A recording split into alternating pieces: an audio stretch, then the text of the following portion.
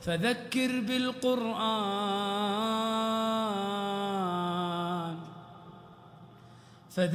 بالقرآن من يخاف وعيد. تو اس طرح اس دنیا میں جب دعوت کی محنت وجود میں آئی اور زندگیاں دعوت والے راستوں پہ چلتے رہی تو معاشرے کا معاشرہ اور ماحول کا ماحول ایسا بنا تھا کہ پھر ہر چیز، یہ بات نہیں کہ صاحب کوئی غریب غربت میں، مجبوری میں، بے ٹھکانے کے زمانے میں اس طرح کی کوئی بات کی ہو، بلکہ دعوت سے وہ مزاج وجود میں آیا تھا کہ اللہ کے اوامر کی طرف کھنچ جانا آسان تھا اور دنیا کی محبتوں سے دامن کو بچا لینا آسان تھا. اسی لیے یہ بات کہی جاتی کہ بھئی اتنا ایمان ہر مسلمان کے لیے ضروری ہے جو خواہشات سے اسے احکامات پر استقامت دے دے، جو اسے حلال و حرام کی تمیز بتلا کر حلال پر اسے جما دے، جو اس کی زندگی کو اللہ کی ہر لمحہ جو مرضی ہے اسے پہچاننے والی بصیرت اس کو دے دے اور اس پر اس کی زندگی کو جما دے اور چلا دے. اتنا ایمان تو ہر ایمان والے کے لیے ضروری ہے. اب آج ہمارا ایمان تو گھر سے مسجد تک آنے کے لیے مشکل بنا ہوا ہے.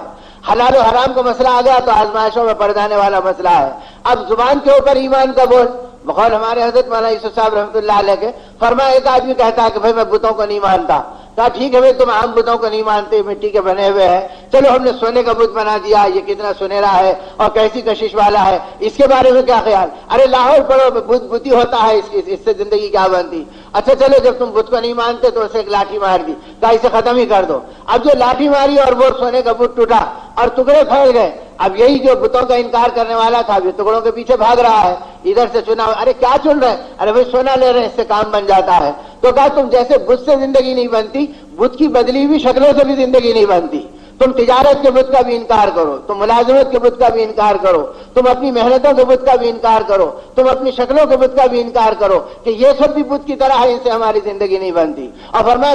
توحید کامل یہ ہے کہ زمین کے ذروں سے لے کے عرش کے ستاروں تک اور آسمان کے سیاروں تک ہر چیز کا انکار تمہارے دل و دماغ میں بیٹھ جائے کہ ان سے میری زندگی نہیں بنتی. یہ اندرون کے ٹٹولنے کی چیز ہے اور اپنے اعمال میں اس کو پرکھنے کی چیز ہے کہ واقعی دنیا کی محبتوں سے ایمان والا قلب پاک ہوا یا نہیں ہوا اور ان چیزوں سے میری زندگی صاف ہوئی یا نہیں ہوئی. تو آدمی اپنی اپنی زندگی کو آپ کس کے دیکھے کہ اوامر کی آواز ایک طرف لگ رہی ہے، احکامات ایک طرف بلا رہے، خواہشات ایک طرف بلا رہے ہیں. اب قدم احکامات پہ چلنے کے لیے تیار ہے یا خواہشات پہ پھسلنے کے لیے تیار ہے؟ تو اپنے ایمان کا بھاؤ جبھی معلوم ہوگا اور اپنے ایمان کا وزن جبھی معلوم ہوگا. اسی لیے ہمارے حضرت مولانا سید احمد صاحب رحمۃ اللہ علیہ یہ بھی فرمایا کرتے تھے کہ یاد رکھو اگر کسی کا دین دیکھنا ہے تو اس کی دنیا دیکھ لو.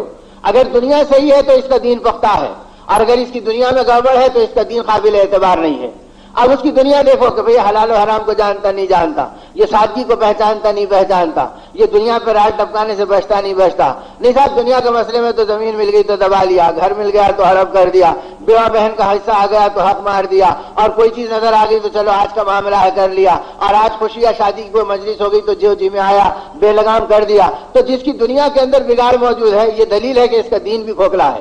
چاہے کتنے ہی دعوے کرتے رہے لیکن اس کے دین کی بنیاد، اس کے دنیا کی کسوٹی بنا لینا اور اسے پرکھ کر دیکھ لینا کہ بھئی ہماری اپنی زندگی کا کیا حال ہے. تو اب صحابہ وہ تھے جو غربت میں ہو، امارت میں ہو، ہر حال کے اندر وہ اس دنیا کی حقیقتوں کو چونکہ جانتے تھے اور رسول پاک صلی اللہ علیہ وسلم سے اپنے سینے میں لیا تھا اور دعوت کی محنتوں سے اس کے اوپر اپنے آپ کو جمایا تھا. تو ان کا تعارف بھی، ان کا سوچنا بھی سب کچھ اس بنیاد پر تھا بھئی یہ مہاجر ہے، یہ انصار ہیں. نوجوان بچے آ رہے ہیں تو کہا ان سے ملو، یہ بدر کے شہداء کی اولاد ہے، ان سے ملو، یہ احد کے میدان کے اندر شہید ہونے والوں کے بچے ہیں. تو اب جتنی دین کی نسبتیں تھیں اس سے ان کا تعارف تھا. مال کی بنیاد پہ تو بنیوں کی اولاد کا بھی تعارف ہو جاتا اور ظاہر کی دنیا کی کرسیوں کی بنیاد پہ تو ہریجن کے بچوں کا بھی تعارف ہو جاتا. تو ایمان والے کا یہ کیا کمال کہ یہود و نصارہ کی طرح دنیا کی شکلوں سے اپنی نسبتوں کو جوڑے. اس کی زندگی کی تو بنیاد یہ بنائی گئی تھی کہ ایمان کی کو بنیاد بنا کر چلے اور دعوت اللہ کی بنیاد پر چلے. اور اسی لیے فرمایا جب تم دعوت اللہ کی بنیاد پر کمال ایمان کو حاصل کرو گے اور ایمان کی بنیاد پہ تمہاری زندگی گزرے گی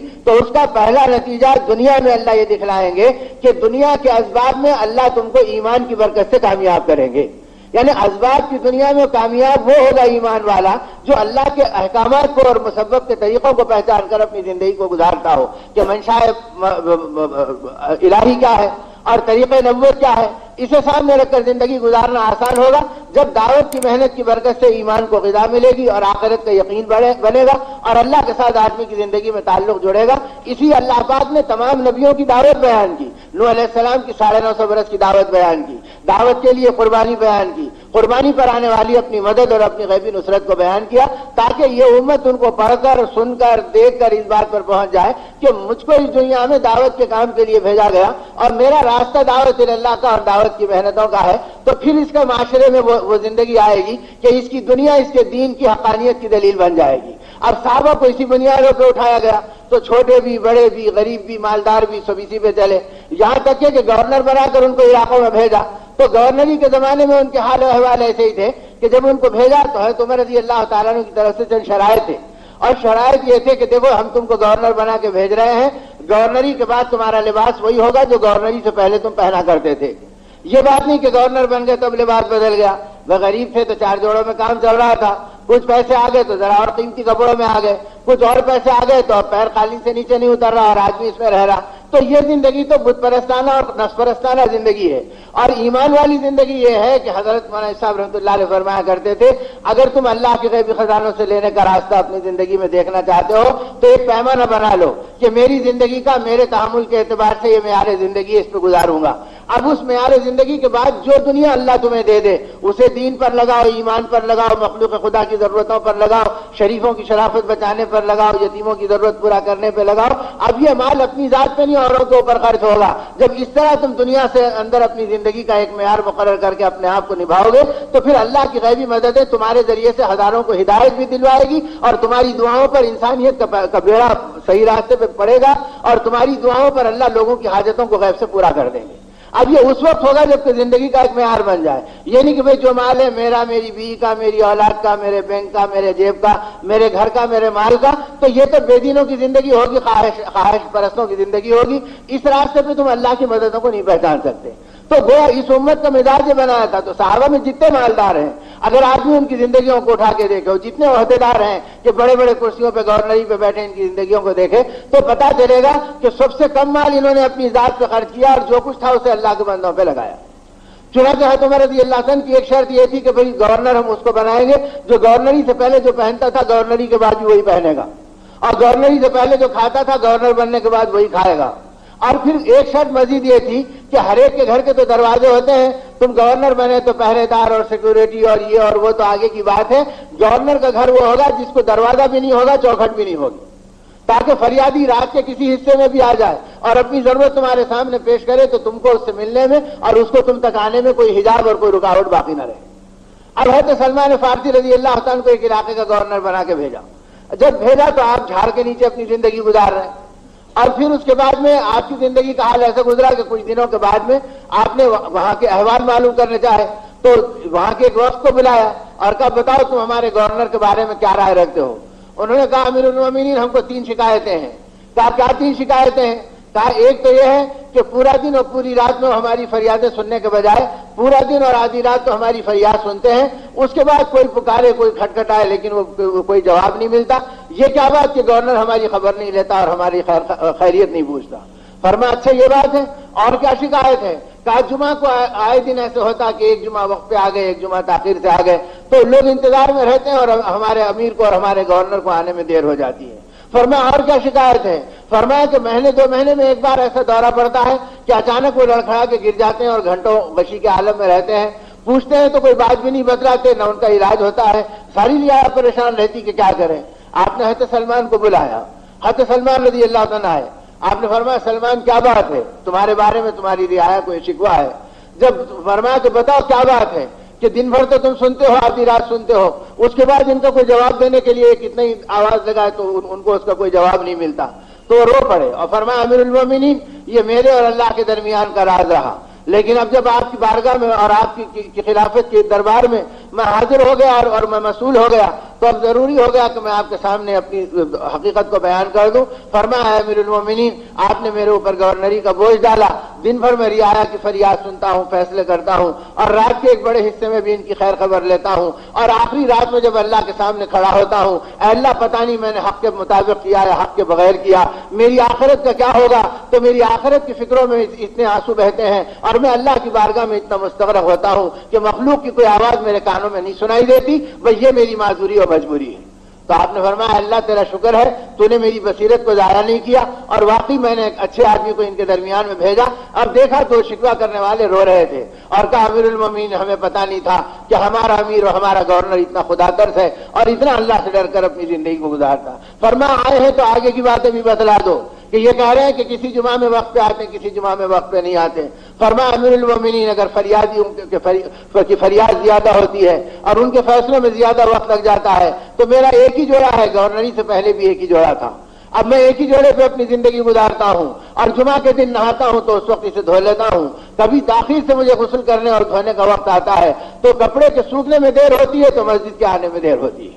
اب جب یہ کہا تو انہوں نے کہا کہ جس کے قبضے میں بیت المال ہے اور جو سیاہ و سفید کا مالک ہے اور اس کی زندگی ایسی سادی. اب وہ چیخ اٹھے اور کہا کہ امیر المومنین ہمارے اس گمان کو معاف کر دیجئے, ہمیں اندازہ نہیں تھا, ہم نے آپ کے پوچھنے میں بتایا. آپ نے فرمایا اچھا یہ بھی بتاؤ کہ تمہیں مہینے 15 دن 2 مہینے میں جو بار بار غشی آتی ہے یہ غشی کیوں آتی ہے اور تم کیوں بے ہوش ہو جاتے ہو اور لوگ تمہارے بارے میں علاج چاہتے ہیں تو تم کیوں نہیں توجہ دیتے؟ تو آپ چپ ہو گئے. جب اصرار کیا کہ سلمان کہو کیوں نہیں کہتے تو فرمایا امیر المومنین وہ میری بیماری نہیں ہے بلکہ اٹھے بیٹھے وقفے سے میری آنکھوں میں کبھی خباب آ جاتے کبھی بلال آ جاتے جن کو ابتدائی اسلام کے زمانے میں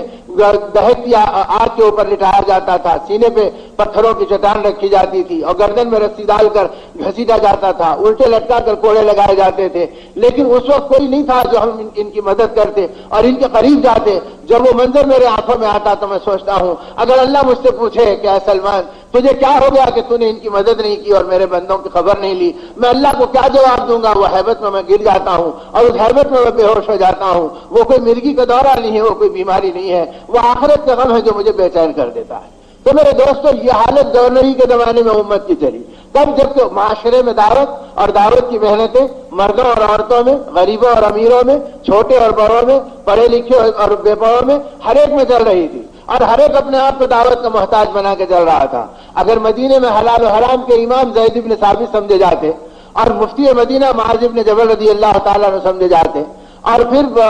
حدیث کے محدثین کے امام ابو ہریرہ سمجھے جاتے رضی اللہ تعالیٰ عنہ اجمعین, لیکن جب دین کے تقاضے ہوتے اور دعوت اللہ کا مطالبہ ہوتے تو ایک صف میں تینوں موجود ہوتے کہ امیر المومنین جہاں چاہے بھیج دیجیے اور ہم دین کی محنت کے لیے تیار ہیں. تو ان کے نزدیک نورانی اعمال بھی حجاب نہیں بنتے تھے اور یہ چیزیں بھی نہیں بنتی تھی. اور جس دن حضرت معاذ کھڑے ہوئے اور کہا کہ مجھے شہادت کی خوشبو آ رہی ہے اور میں شوق شہادت کے لیے آگے جانا چاہتا ہوں, حضرت عمر رضی اللہ عنہ چیخ اٹھے اور ان کی کمر پکڑ کر روکنے لگے اور کہا معاذ اگر تم چلے گئے تو مدینہ یتیم ہو جائے گا, ہم کس سے اپنے فتوے لیں گے اور کس سے ہم مسائل پوچھیں گے. حضرت ابوبکر کی خلافت کا زمانہ تھا, حضرت ابوبکر کی خدمت میں گئے رضی اللہ تعالیٰ عنہ اور جا کے کہا کہ امیر کیا ہے خلیفہ رسول اللہ معاذ کا یہ جذبہ ہے اور میں چاہتا ہوں کہ ان کو روک لوں. تو حضرت ابوبکر رضی اللہ تعالیٰ رو پڑے اور رو کے فرمایا معاذ اگر اس جذبے سے جا رہے ہیں تو ابوبکر کی مجال نہیں کہ ان کو روک سکے, اس لیے کہ یہ ہمارا اصلی کام ہے, اصلی جوہر ہے, ہم اسی کے لیے دنیا میں بھیجے گئے اور پیدا کیے گئے. تو اس بنیاد پر امت کا چھوٹا اور بڑا دعوت کے معاشرے میں چل رہا تھا